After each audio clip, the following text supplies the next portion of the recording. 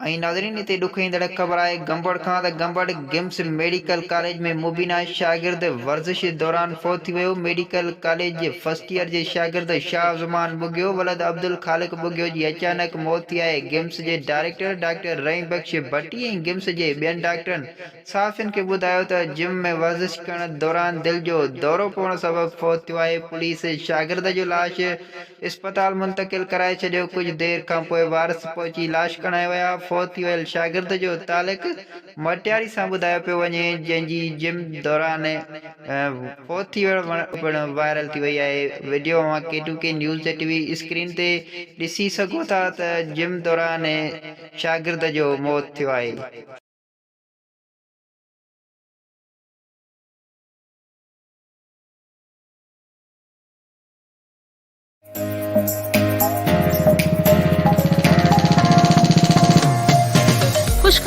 खुशखबरी तव्हांजे पंहिंजे शहर कासमाबाद में सुमरा वॉलपेपर PVC पैनल शॉप ॾेई रहियो आहे। कासमाबाद, लतीफ़ाबाद, टंडोडाम ऐं सिंध जे मुख़्तलिफ़ शहरनि में मयारी ऐं बहितर सर्विस। राब्ते लाइ राजन सुमरो। Phone number 03333702510 03333707886।